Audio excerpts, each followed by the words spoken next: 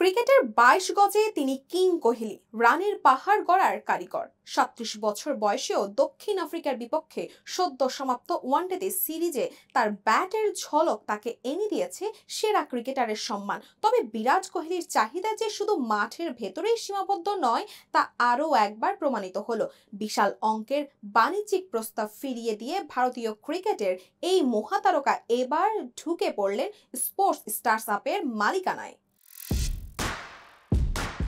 সাম্প্রতিক এক চাঞ্চল্যকর সিদ্ধান্তে একটি বিখ্যাত ক্রীড়া সরঞ্জাম প্রস্তুতকারী সংস্থার ৩০০ কোটি টাকার লোভনীয় প্রস্তাব ফিরিয়ে দিয়েছেন বিরাট কোহলি।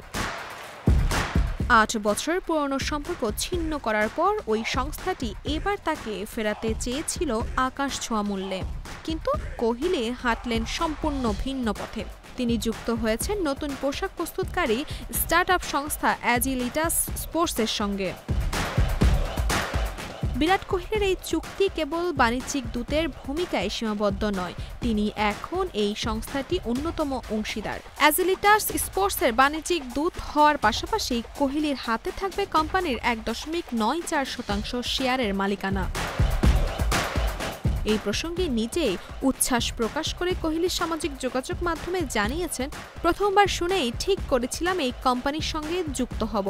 এই কোম্পানিতে যারা রয়েছেন, যেভাবে খেলার পোশাক তৈরি করার পরিকল্পনা করা হয়েছে সেটা দারুণ।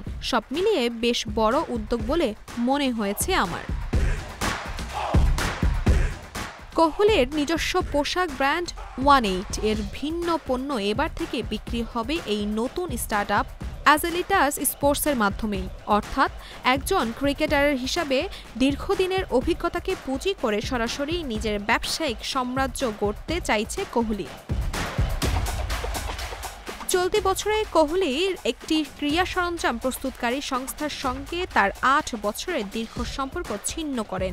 সেই সময় ২০১৭ সালে তার সঙ্গে সংস্থাটি চুক্তি হয়েছিল ১১০ কোটি টাকায়।